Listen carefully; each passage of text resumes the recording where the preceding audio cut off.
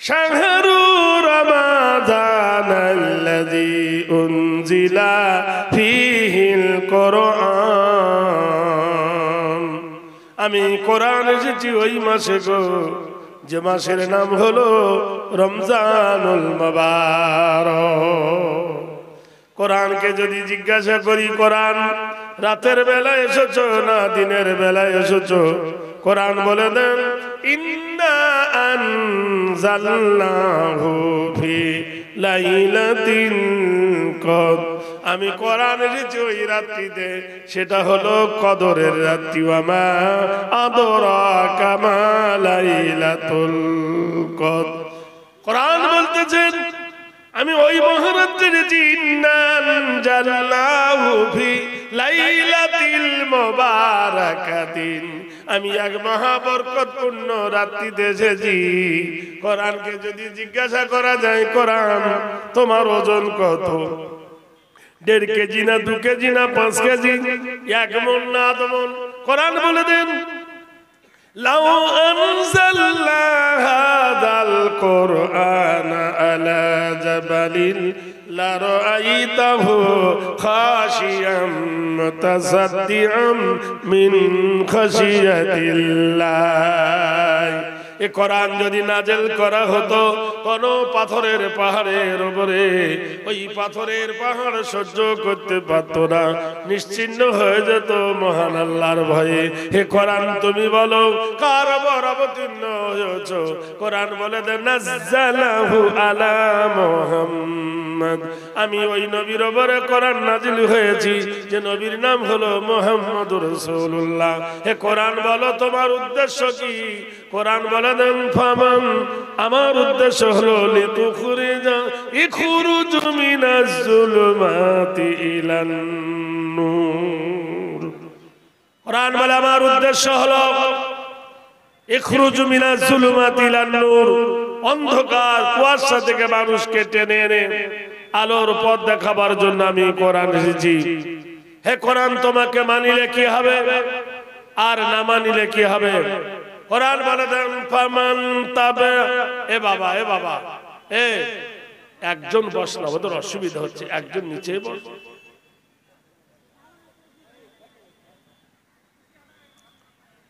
ওদের অসুবিধা হচ্ছে বাবা, ওদের নিয়ে তো চলবে, বুঝতে পারছি না।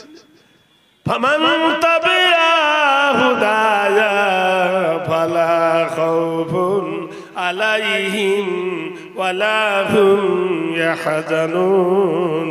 কোরআন বলে আমার তাবে হয়ে যাও, আমার ইত্তেবা করো, তাহলে কোনো ভয় নাই।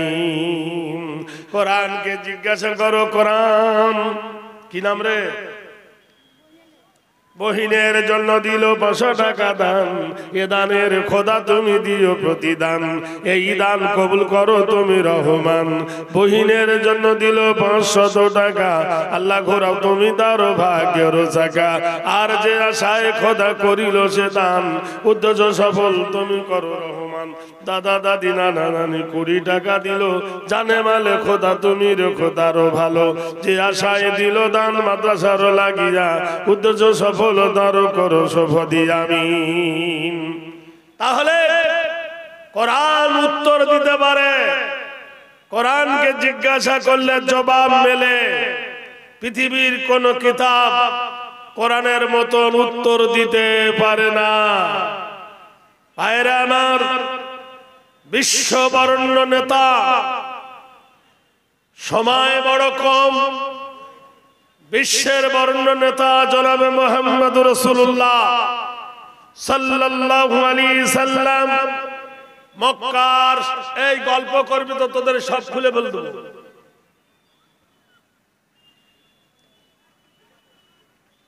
বিশ্বের মহামান্য নেতা জনাবে রাসূলুল্লাহ সাল্লাল্লাহু আলাইহি সাল্লাম মক্কায় প্রথম তিনি দাঁড়িয়েছিলেন কিসের বিরুদ্ধে? ইন্না হারামাল্লাহু আলাইহিমুর রিবা, সুদের বিরুদ্ধে আন্দোলন করেছিলেন যে সুদ খেতে পারবে না। লা তাকরাবুজ জিনা, ব্যভিচারী করতে পারবে না। আর নারী দাঁড়ালেন নাম্বার 3, ইন্নাহু মান ইশরিকু বিল্লাহ ফাকাদ হারামাল্লাহু আলাইহিল জান্নাহ, যারা আল্লাহর সঙ্গে শরীক করবে তাদেরকে জান্নাতে ঢুকতে দেওয়া হবে না। বিশ্বনবী সাল্লাল্লাহু আলাইহি সাল্লামের আন্দোলন মক্কার মাটিতে যখন গর্জে উঠল, মক্কাবাসীরা সিদ্ধান্ত নিল একে আর বাঁচিয়ে রাখা যাবে না, একে হত্যা করতে হবে।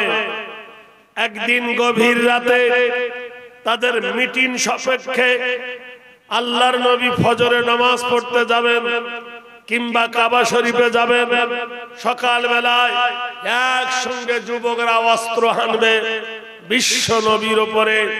কিন্তু গভীর রজনী, ঘোর কৃষ্ণ রজনী, মহান আল্লাহ পাক রব্বুল আলামিন জিবরাইলকে পাঠালেন।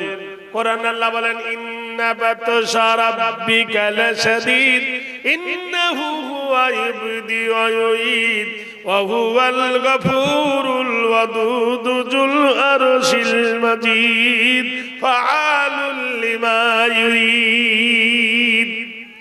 মহান আল্লাহ বলেন আমি বাদশা, আমি আল্লাহ, আমার যা পরিকল্পনা, আমার যা সিদ্ধান্ত তা কখনো বাতিল হয় না।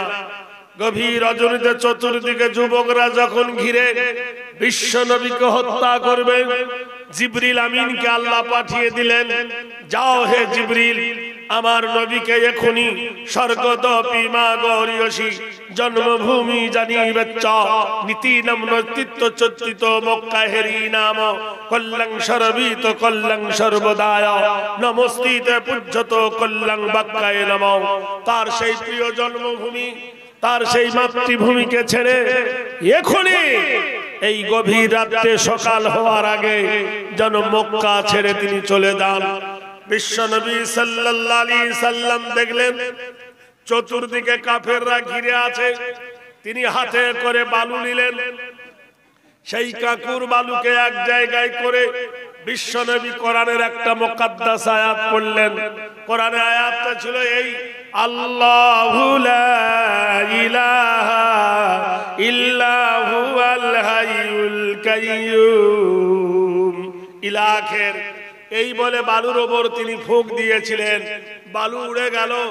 যারা পাহারায় ছিল বিশ্ব নবীকে হত্যা করব বলে তাদের চোখে বালি পড়ে তারা ঘুমিয়ে গেল, আল্লাহ তাদের ঘুম পাড়িয়ে দিলেন।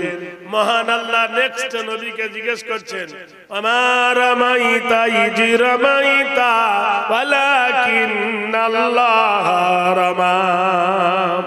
হে মুহাম্মদ সাল্লাল্লাহু আলাইহি সাল্লাম, রাতের অন্ধকারে যখন বাড়ি থেকে আপনি বাইরে হন, বলো বালুটা কে ছিটিয়েছে? নবী বললেন, ওগো আল্লাহ আমি। আল্লাহ বলছে না, ওয়ালাকিন্নাল্লাহ রামা, বলো তোমার আল্লাহর কুদরতি শক্তি দিয়ে। হাত ছিল তোমার, বালু ছিল তোমার হাতে, আর কুদরতটা ছিল তোমার আল্লাহর। গভীর রাতে নবী মক্কা ছেড়ে চলে গেলেন মদিনায়। মদিনায় কিছুদিন যাওয়ার পরে বিরাট এক দুর্ঘটনা দেখা দিল। বুখারী শরীফের দ্বিতীয় খণ্ডের হাদিস। কি, বাহরাইন বলে একটা জায়গা, মদিনা থেকে 200 কিলোমিটার দূর। বাদশাটার নাম হলো ইবনে সরওয়ার।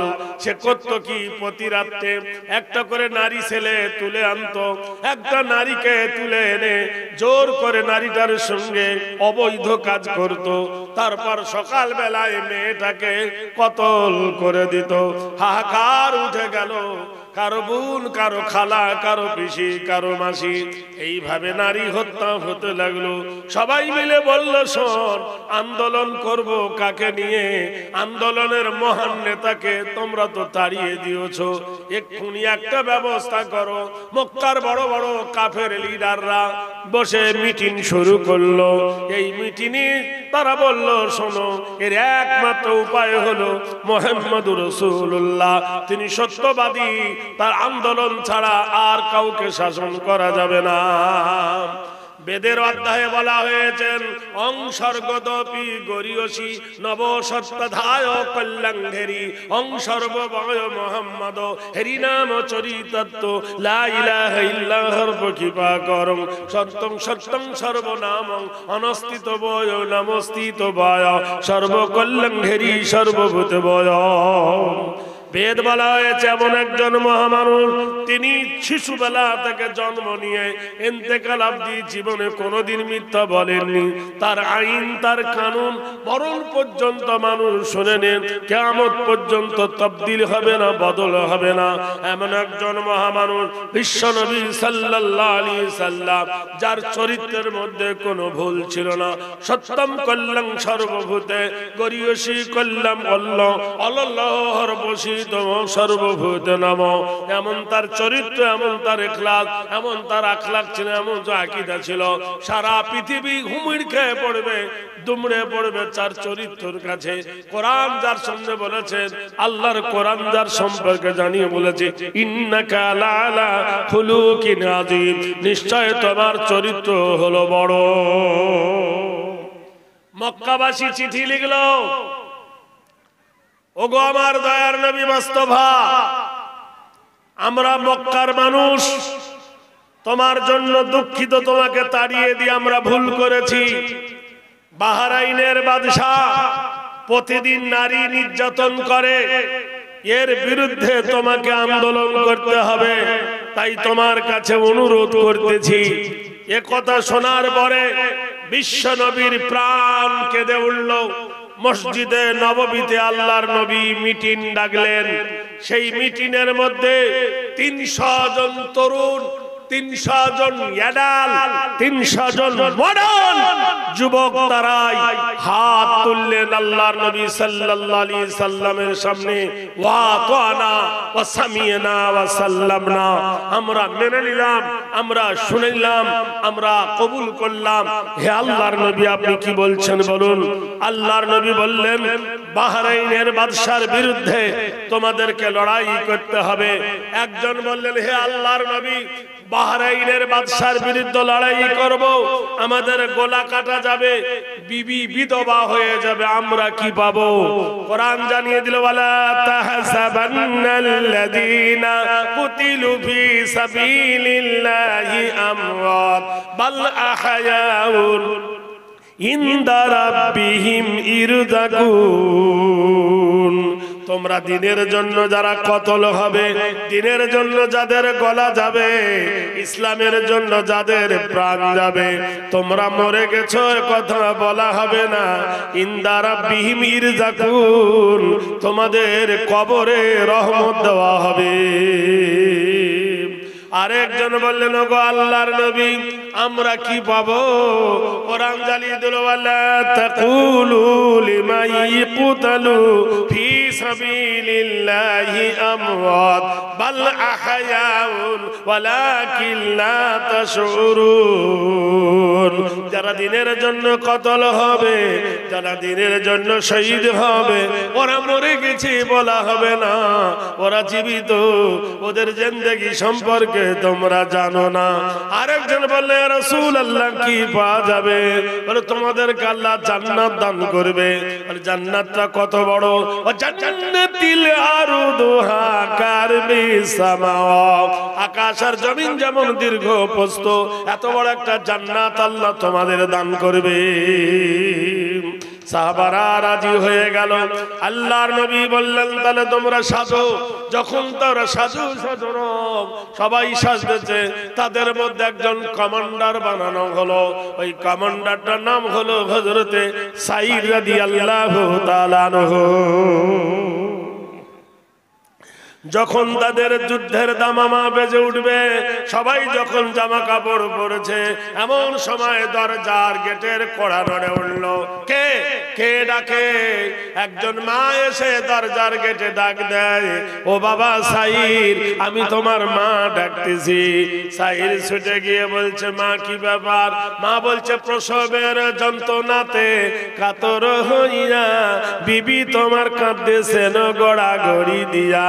ও আমার কলেজার টুকরা বেটা সাইর রে, তোমার বিবির প্রসব বেদনা উঠেছে, তোমার বিবির প্রসব যন্ত্রণা উঠেছে, তোমার বিবির বাচ্চা হবে, বড় কষ্ট পাচ্ছি। সাহাবী কহিল মাতা শোনোনি কো তুমি, ডাক দিয়েছেন কোরআন কি করিব আমি।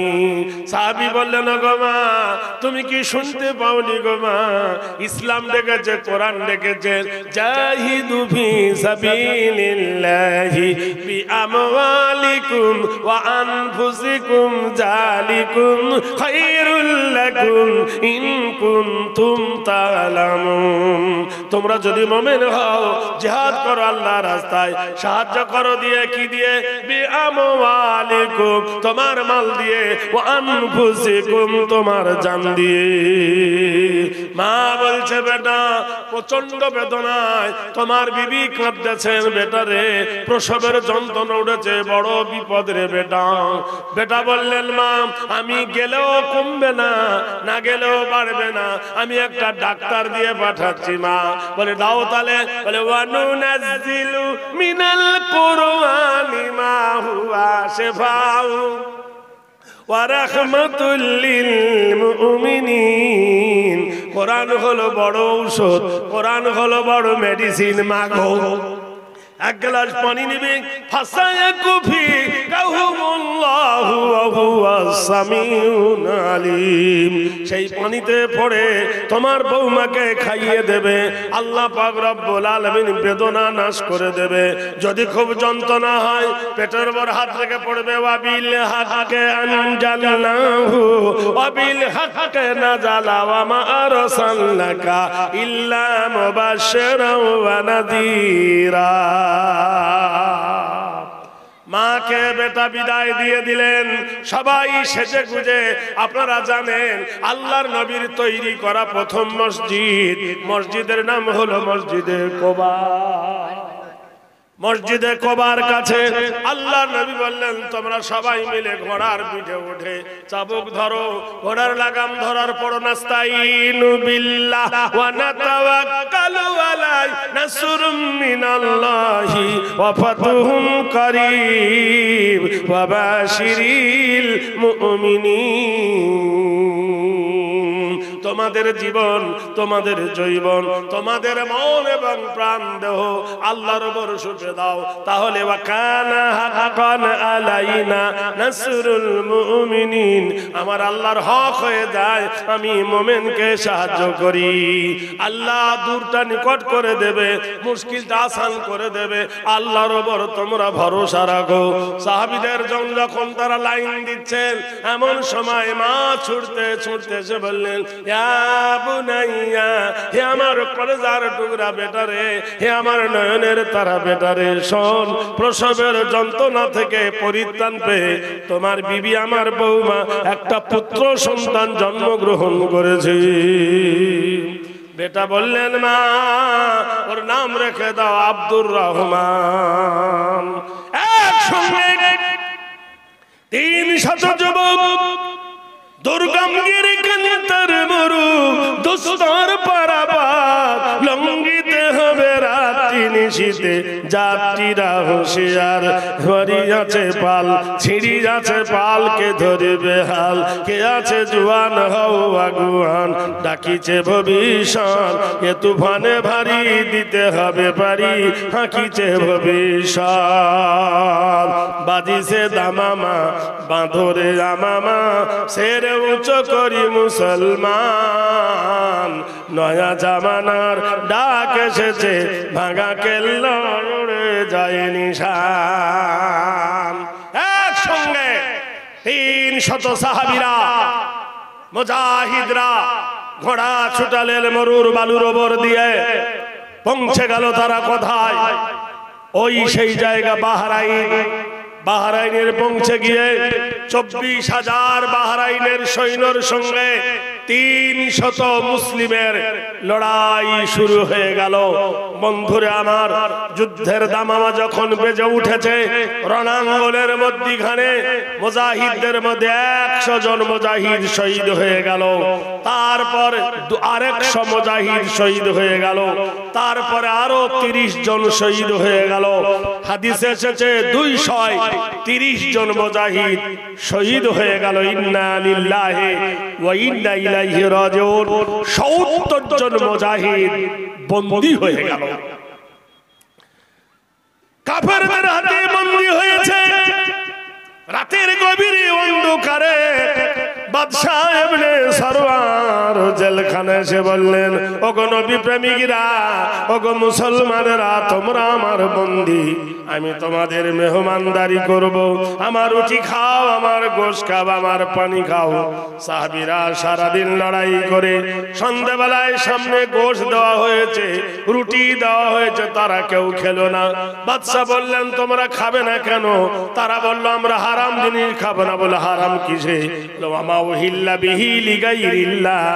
আল্লাহর নাম ছাড়া কোন পশু জবে করলে আমরা মুসলমান, আমাদের খাওয়া যাবে না। বাদশাহ বললেন, তাহলে মদ খাও। সাহাবীরা বলল, না, ওয়াল খামরু, মদ খাওয়া যাবে না, আমাদের এটাও নিষেধ করা হয়েছে, কোরআন আমাদের নিষেধ করে দিয়েছেন।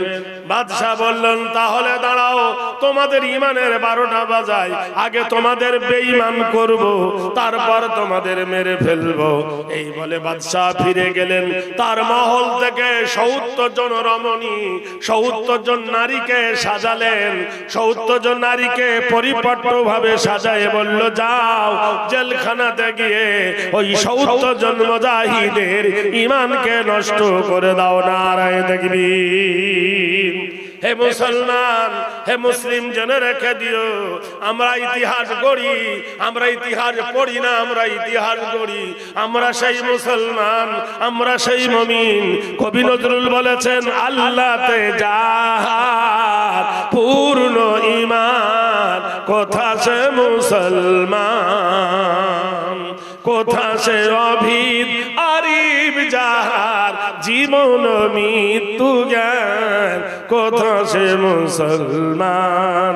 স্ত্রী পুত্র আল্লাহর সুফি, জিহাদের যারা নির্ভীক, হেসে কুরবানি দিত প্রাণ, হায় আজি মাঙে তারা ভিক।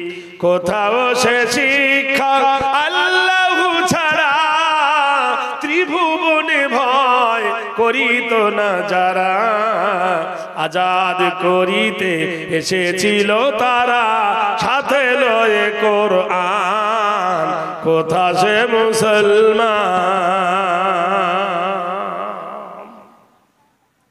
70 জন রমণী জেলখানার ভিতরে এসে তারা 70 জন মুজাহিদের সামনে অঙ্গলীলা করতে লাগলো। বিশ্ববাসী জেনে রেখে দেন, ইতিহাস সাক্ষী দেয়, মুজাহিদরা কোন নারীর দিকে দেখলো না, দৃষ্টিপাত করলো না, নজর দিল না। তারা সঙ্গে সঙ্গে একসঙ্গে বলে উঠল, 70 জন, ফালা সাদ্দাকা ওয়ালা সাল্লা ওয়ালাকিন কাযাবা ওয়া তাওয়াল্লা সুম্মা যাহাবা ইলা আহলিহি ইয়াতামাত্তা আওলা লাকা ফাআওলা সুম্মা আওলা লাকা ফাআওলা। যখন তারা কোরআনের ধবলিকা পড়ে উঠল, কোরআনের বাণীর কণ্ঠস্বর তালাফুজের সহিত যখন তাদের কণ্ঠে বেজে উঠল, 70 জন মুজাহিদের গলার কণ্ঠের আওয়াজে 70 জন হাত নারীর হাতের বাজনা, গিটারের তার কেটে গেল। একবার সুবহানাল্লাহ বলুন। হে মুসলমান, আমরা সেই জাতি, ভারতবর্ষের মাটির ইতিহাস দেখো, ভারতকে জিজ্ঞেস করো, ভারত তুমি কার? উত্তর আসবে, ভারত তুমি কার। এই ভারতবর্ষের মাটিতে কত রকমের ইতিহাসের বোধ বুনেছে মুসলমানকে উচ্ছেদ করার জন্য, কিন্তু পারেনি। প্রশ্ন যদি করি ভারত তুমি কার, এই ভারতের অবদান 1800 সালে একজন হাজী সাহেব, তার নাম ছিল হাজী মোহাম্মদ মহাসিন, ভারতের অর্থ তহবিলে 200 কোটি টাকা দান করেছিল। সেই ব্যক্তির নাম ছিল হাজী মোহাম্মদ মহাসিন। নামটা শুনে বুঝতে পারছেন বাঘের বাচ্চা বাঘ।